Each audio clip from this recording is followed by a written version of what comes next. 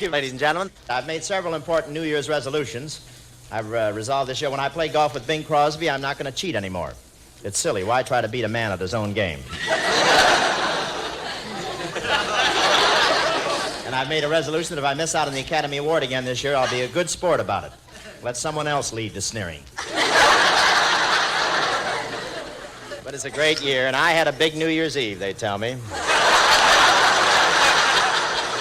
But New Year's Eve was a lot of fun. I had a big New Year's party. We didn't like our furniture anyway. It was 18th century provincial. Now it's 20th century splinters. I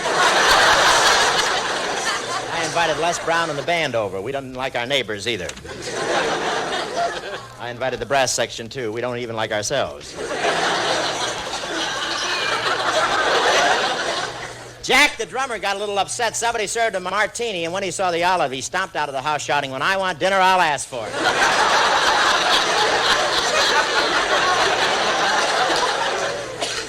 And as the evening wore on, his nose got pretty red. Pretty red. On the way home, he was picked up for driving with an unauthorized police light. What a party. I said, "Punch anyone?" and I was unconscious for 20 minutes.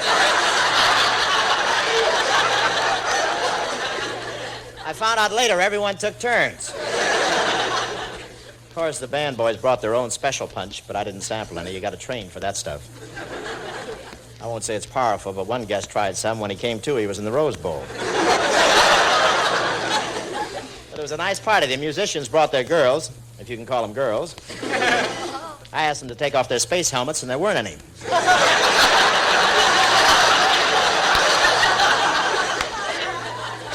Really, they all looked like they came from outer space. In fact, the trumpet player's girl had most of it between her teeth.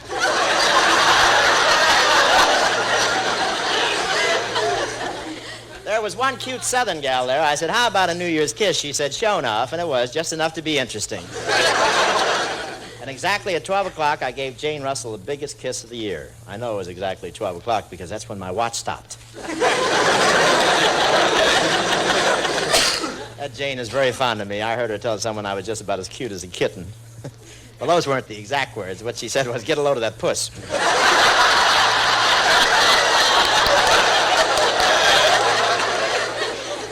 I'm kidding. That's just an old joke I picked out of the air. I'll put it back. It needs all the air it can get. And at midnight, everyone kissed everyone else. In the confusion, I'm not quite sure who I kissed, but I'm not inviting Roy Rogers to any more of my parties. Who asked him to bring Trigger?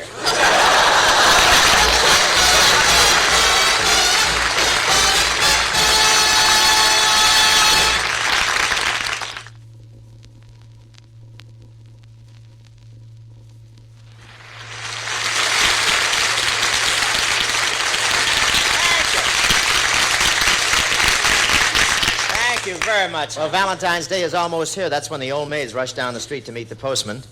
You know what an old maid is? That's somebody who missed the boat and doesn't want anybody else to take the trip.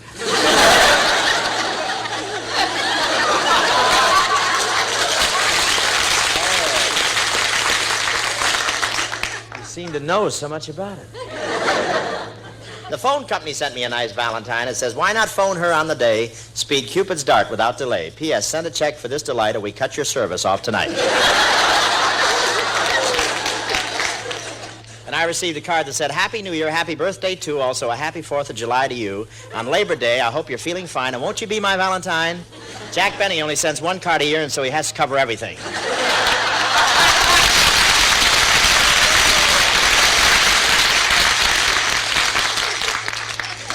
And now Valentines are coming out of new models, just like automobiles. I was looking at one this morning, the Hollywood Valentine. On the front, it tells the girl how much you love her, and on the back, printed directions what to do when the case comes up in court. But Valentine's Day always makes me think of my best girlfriend, Louise. What a kid. She had the biggest buck teeth I ever saw. First time I took her in my arms, she kissed me and plucked my eyebrows at the same time.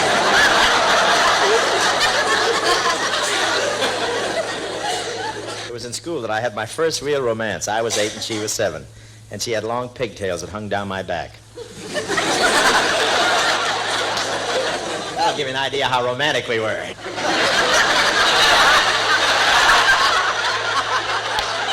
But I was a real dope in my studies. I kept copying the answers from the kid in front of me, and they were always wrong. Took me 2 years before I discovered I was sitting in front of a mirror.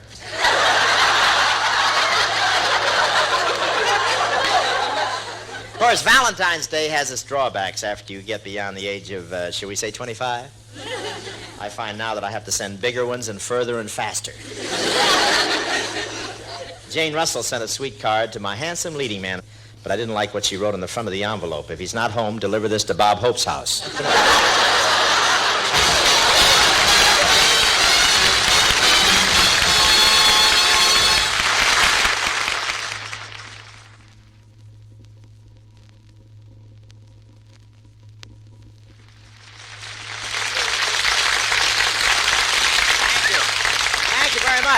Well, today we're celebrating Washington's birthday, and in honor of the occasion, I've been reading up on him, and I found out some very interesting things. For instance, everyone knows that Washington threw $1 across the Potomac, but did you know that before it hit the other side, it was caught by Jack Benny?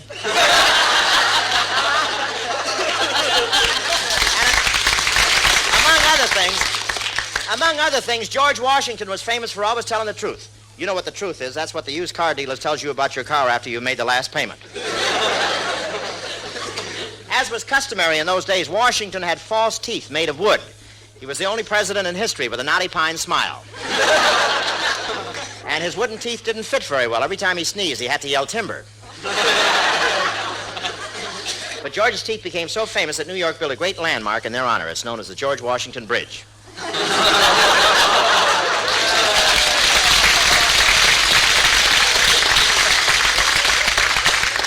And that's the last joke I'll buy from Painless Parker, I want to tell you.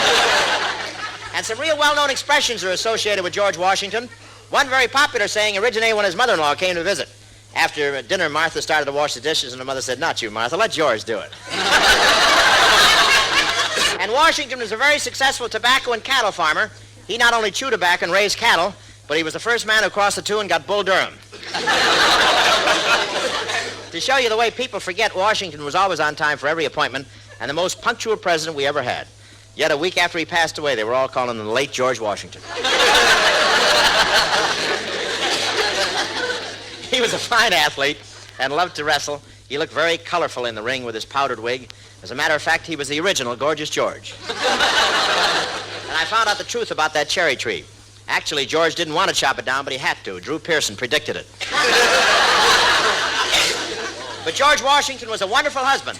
Who else would work hard all day running the Army, the Navy, the Congress, and the Senate, then come home at night and help Martha mix the fudge? Who else? G.W. And the world will never forget his great stand at Valley Forge when he gambled against terrific odds and won. Can you imagine what a hit it'd be today in Las Vegas?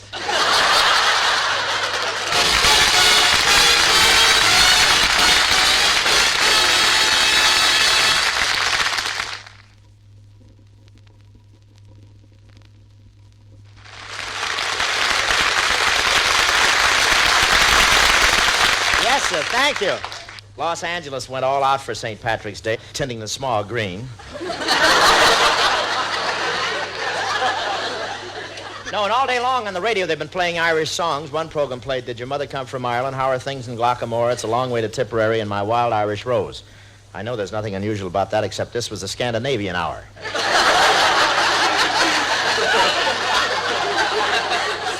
Now, I went to a St. Patrick's Day party last night, and every important Irish celebrity in Hollywood was there. Maureen O'Hara, Dan O'Hurley, Pat O'Brien. And when they served the free lunch, another Irishman showed up, Jack O'Benny.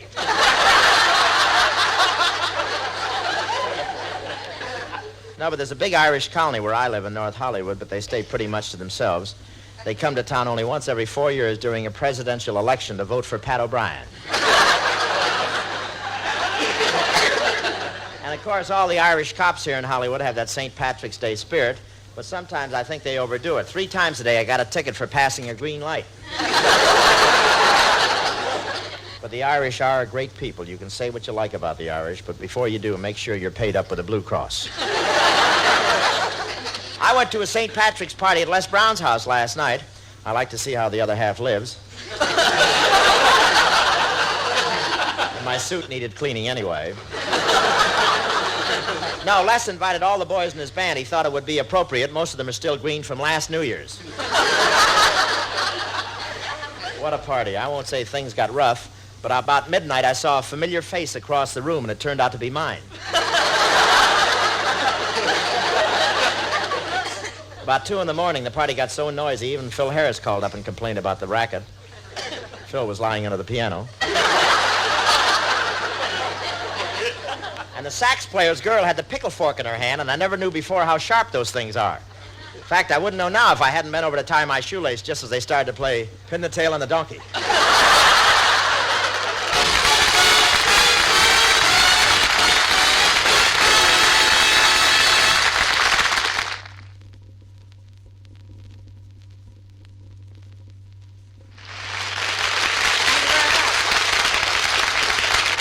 Thank you very, very much, ladies and gentlemen. Well, it's Easter shopping time again, and there's a big crowd in the street. All the stars have been out getting their new Easter outfits. Jack Benny will be a little late with his. The line around the Salvation Army was longer than usual. One guy was furious because his wife paid $100 for a hat with a very wide brim, but it worked out all right. She got her money back as a test pilot for Lockheed. You know, one American fashion designer created quite a stir when he said that British men don't know how to dress. But the British got even. They just pointed to a picture of Crosby. And the dress styles this year are really revealing. The new sunsuits are so brief you can only wear them on a clear day. If it clouds up for a minute, you get arrested. Then, of course, there's the co-ed model. It's so brief, if you get acquainted with Gary Crosby, they provide an extra swasher material so you'll have a place to put the fraternity pin. And there's a lot of new novelties this year. In one store, they're featuring dark glasses equipped with blinders. They're for married men to wear at the beach. But I didn't have to buy so many clothes for Easter because all my brother's suits fit me. Of course, I prefer the stripes that go up and down, but... And you know, there's a new miracle fabric that's wrinkle-proof, waterproof, and repels all insects. I wanted a suit made of it, but it was too insect repellent. Every time I went near it, it snarled at me.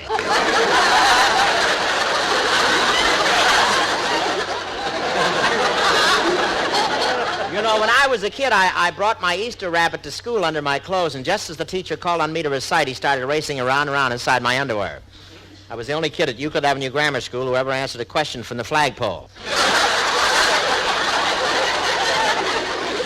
In one department store, they were having a sale, women's suits, $1 each. And you should have seen the mob fighting over them and trying them on.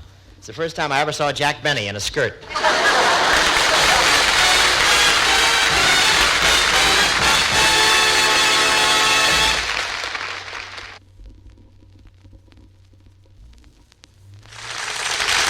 you. Father's Day, ladies and gentlemen. That's the day when Pop looks over his presents and finds out how much his family loves him. Then the first of the month comes around and he finds out again, right to the penny.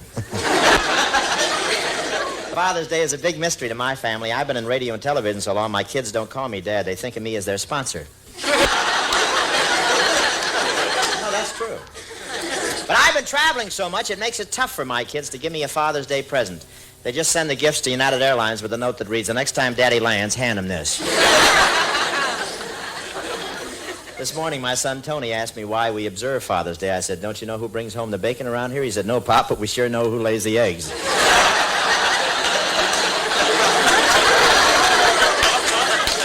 Dolores usually spends $1 for my present, so this year I hinted at a velvet smoking jacket. She said, "Don't be silly, you don't smoke velvet."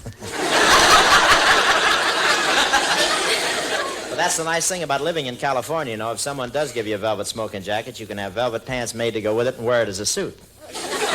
That is, if you don't object to people saying, "How are you today, Mr. Crosby?" Crosby's kids always remember Father's Day. Last year they gave Bing the Bank of America. They didn't know he'd already owned it. Yes, sir, the word father brings back a lot of memories to me, and there were times when I couldn't sit on those memories.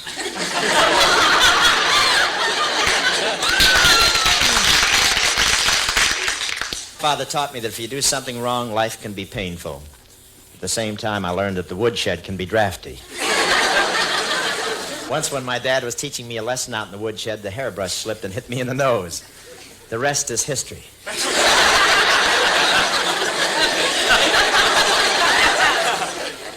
And again this year, all over America, fathers will get more ties than any other gift. Isn't that something? Dad works hard all year, and on Father's Day, he still gets it in the neck. Of course, I have 4 kids and do pretty well myself. On Father's Day, my kids reach into their piggy banks and give me back all the IOUs I put in since last Father's Day. And Dolores never forgets me on Father's Day either. Last year, she gave me a check. All I had to do was sign it. But I do get gifts from my kids. A few years ago, they gave me a book, How to Play Winning Golf. The next year, they gave me a book, How to Improve Your Golf. Last year, they gave me a book, Don't Let Bad Golf Discourage You. And I just found out what they're giving me this year. It's called How to Cheat at Scrabble.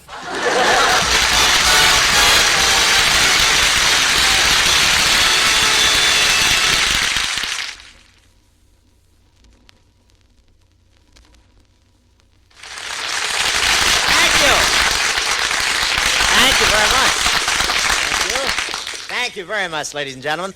The 4th of July. I used to refer to it as Independence Day before I got married. When I was a kid, we always had fireworks on July the 4th. We used to tie a 20-pound firecracker to a box of dynamite and then drop it down a well. Don't laugh. That's how the Grand Canyon got started. And once on July 4th, the kids tied my brother to a 6-foot skyrocket and set it off. That's how he got to California 20 years before I did.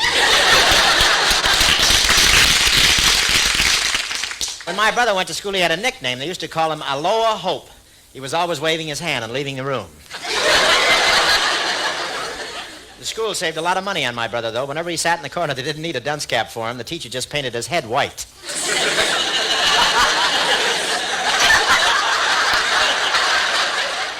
And the weather's wonderful. The weather's been so warm around here that a lot of people have gone swimming. Of course, here in California, you can go swimming all year round. All you need is a bathing suit, a picnic lunch, and something sharp to punch a hole in the ice. I went to the beach the other day, and I was having a wonderful time in the water until the lifeguard swam out, pointed at my nose, and said, "How many times do I have to tell you? No spear fishing."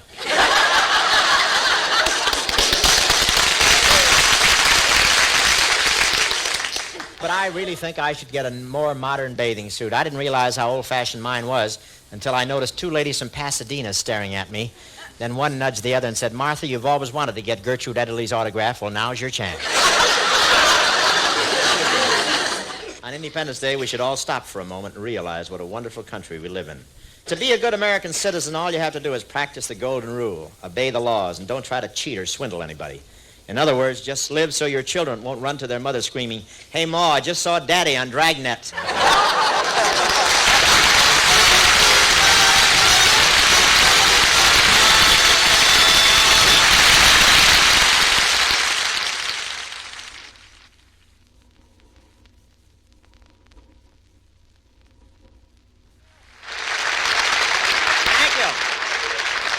Thank you very much, ladies and gentlemen. Here I am again for Halloween, which means tonight is gate night. Our front gate is an old rickety thing, so I put a sign on it, "Help yourself," and the kids did. They stole the front door. But it's been a great day. For a joke, I wore a black mask around the halls of NBC this afternoon, and the first person I met was my sponsor. He handed me his money. I said, "I'm not a hold-up man, I'm Bob Hope." He said, "Keep it anyway. You might as well steal it from me direct." We always celebrated Halloween when I was a kid. In fact, with our family, it was practically a year-round deal. We couldn't afford costumes, so on Halloween, us kids just wore sheets. In fact, we were so poor the rest of the year, we wore pillowcases. That's why I occasionally start laughing at nothing at all. I've still got a feather somewhere I can't find.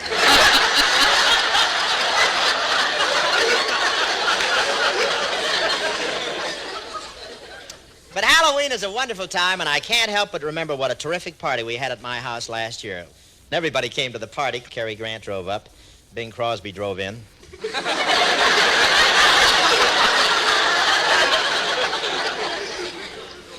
And the musicians brought their girls. What girls? They all looked like test pilots from a broom factory.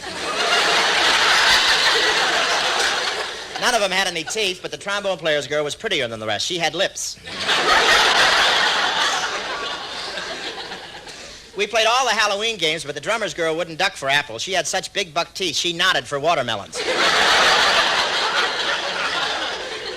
And we played a lot of games. There was one where the fellas stuck their heads in a pail of water until some girl pulled them out and kissed them. Bill Holden was pulled out by Betty Grable. Jimmy Stewart was pulled out by Ava Gardner. And I was pulled out by the pull motor squad of the Toluca Lake Fire Department.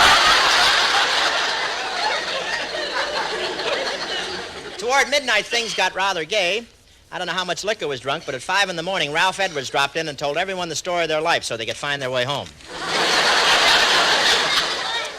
And I was really lucky after this party. When I looked my house over the next morning, there wasn't a bit of damage. I have a ranch-style house I built along the Los Angeles River, and that's exactly how I found it the next morning, along the Los Angeles River.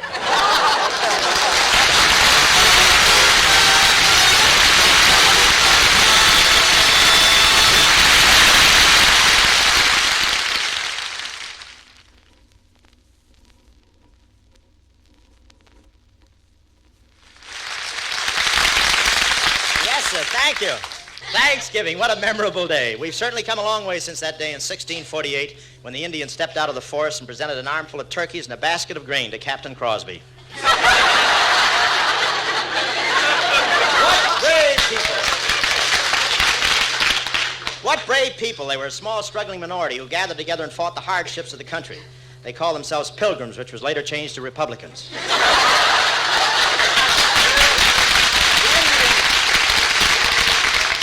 The Indians were very kind and brought the Pilgrims good luck and security, which is more than I can say for my Indians. Cleveland time. Just picture the excitement aboard the Mayflower as they reached America, and the captain shouts, "Look, it's America, just as Drew Pearson predicted." Of course, Thanksgiving has changed from the days of the Pilgrims. Today, a turkey costs more than the whole Mayflower did. The Pilgrims would be amazed to see how a modern housewife prepares Thanksgiving dinner. She uses a frozen turkey, frozen peas, frozen carrots, and frozen cranberries. When she's through, she doesn't say dinner's ready. She just points at the food and says, "Mush."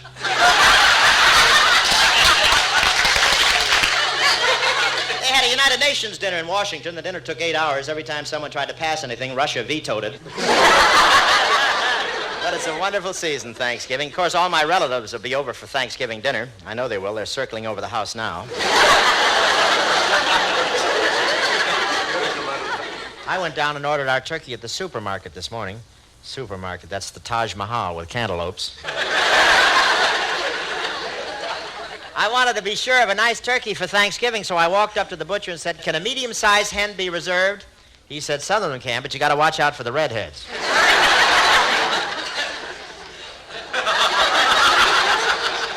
Of course, you can buy a turkey almost cooked, and one store in Beverly Hills really overdoes it. Instead of just basting the turkeys, they turn them over every hour and massage them with Lanolin Plus.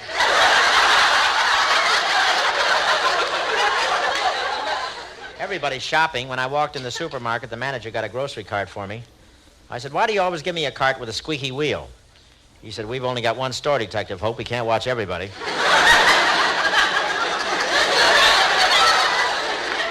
Jack Benny was in the store doing his Thanksgiving shopping. He's been there all day. Somebody told him there were 18,000 cranberries in a quart. But Jack was glad when he finished counting. The store had tried to gyp him. The bag they sold him was 3 cranberries short.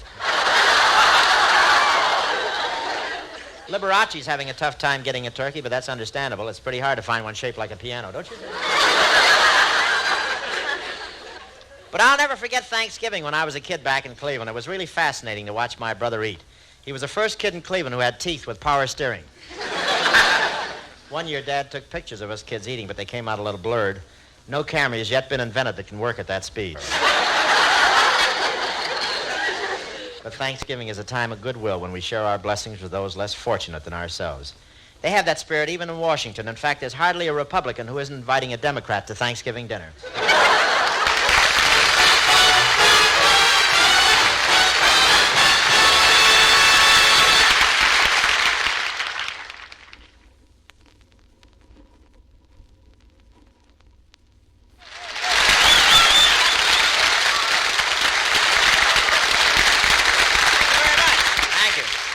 I want to tell you that Christmas is practically here as far as we're concerned. Santa Claus Lane on Hollywood Boulevard is officially opened, and the opening ceremonies were wonderful. Santa was in his sleigh with his reindeer pulling it, and it was typical Southern California. Santa wore open-toed boots, the reindeer had mascaraed antlers, and the sleigh didn't have runners on it, it had pontoons. And there were a lot of beautiful girls riding in Santa's sleigh with him. I played it smart. I held some mistletoe over my head and went out and stood next to them as they passed. You know, those reindeer have the coldest noses. And I want to say that if you haven't sent out your Christmas cards yet, it's time. Everywhere you see, everyone's looking for a mailbox. I stopped on the corner of Hollywood and Vine tonight for a minute, and 4 people dropped letters in my mouth. But anyway, here we are in Los Angeles, and we're all dreaming of a white Christmas. With this smog, that's all we can do, dream. I shouldn't kid about the smog, though. The mayor of Los Angeles just hired 50 scientists, and they've figured out a way to get rid of this terrible smog. They want us all to breathe in a little harder.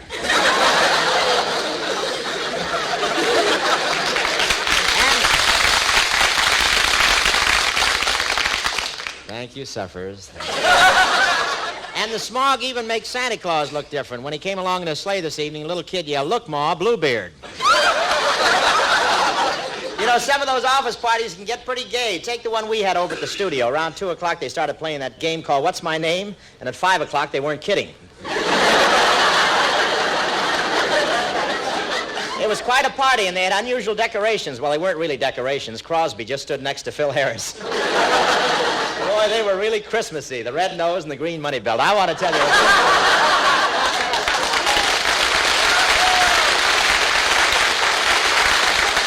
All the fellas were kissing the girls at the party, Tony Martin. Even Mickey Rooney was doing it.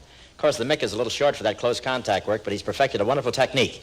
He just throws a bucket over their heads and pulls himself up by the handle.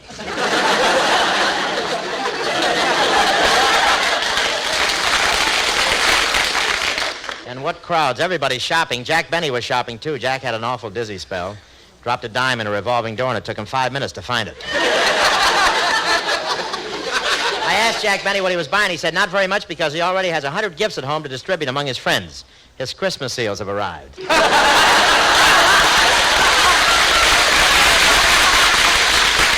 lot of Hollywood people were in the crush. I saw a man with a black mustache and heavy eyebrows lying under one of the tables. I shook him and said, "Groucho?" He said, "No, why no?" Zsa Zsa Gabor was in the crowd, and the big roughneck shoved me against Zsa Zsa 3 times. I was going to say something to the guy, but he left before I could thank him. And, of course, I did my family shopping first, so I asked the clerk what I should get for my boys. She said, "I'm sorry, I don't believe I know what boys want." You should have seen her. She didn't. I wanted our street to have the prettiest Christmas decorations in the neighborhood, so I strung colored bulbs from house to house all the way down the block. And I did all the electric wiring myself. If you'd like further information, just drive down Moore Park Street in North Hollywood. We're the third pile of ashes from the corner. You'll love it.